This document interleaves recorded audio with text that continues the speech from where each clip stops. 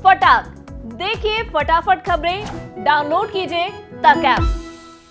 विदेश मंत्री एस जयशंकर ने कहा है कि चीन ने भारत के साथ सीमा समझौतों की अवहेलना की है, जिससे द्विपक्षीय संबंधों यानी कि बायलैटरल रिलेशंस पर असर पड़ रहा है। जयशंकर ने कहा है कि स्थायी संबंध एक तरफा नहीं हो सकते हैं और इसमें परस्पर सम्मान होना चाहिए। बड़ा बयान दिया है चाइना पर भारत के विदेश मंत्री एस जयशंकर, जो हर बात अपनी बेबाकी से सामने रखते हैं। जयशंकर ने कहा है कि चीन सीमा समझौते का लगातार उल्लंघन करता गया है और स्पष्ट रूप से इन समझौतों को दरकिनार करता रहा है। विदेश मंत्री ने रविवार को ब्राजील में एक कम्युनिटी प्रोग्राम को संबोधित करते हुए ये सब बातें कही हैं।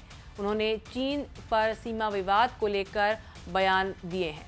जयशंकर ने कहा, रिश्ते भरोसे की बुनियाद पर बनते हैं। एक दूसरे का सम्मान ही रिश्ते को आगे बढ़ाता है और किसी रिश्ते को मजबूती देने के लिए एक दूसरे के सम्मान की ज़रूरत होती है, मगर चीन के मामले में ऐसा नहीं है। चीन ने बॉर्डर पर सीमा समझौते का उल्लंघन किया है।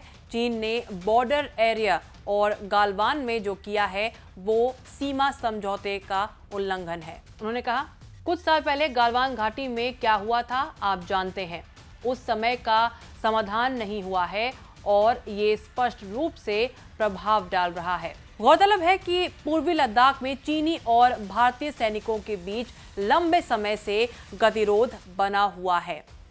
पैंगोंग झील क्षेत्रों में हिंसक झड़प के बाद 5 मई 2020 को हुए गतिरोध का समाधान करने के लिए दोनों पक्षों ने अब तक कोर कमांडर लेवल की 16 दौर की वार्ता की है।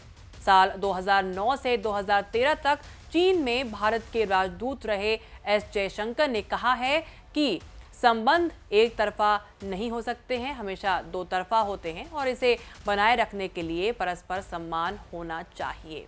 बता दें, पिछले हफ्ते की बात है, बैंकॉक में जयशंकर ने कहा था कि चीन ने सीमा पर जो किया है उसके बाद भारत और उसके संबंध अत्यंत मुश्किल दौर से गुजर रहे हैं।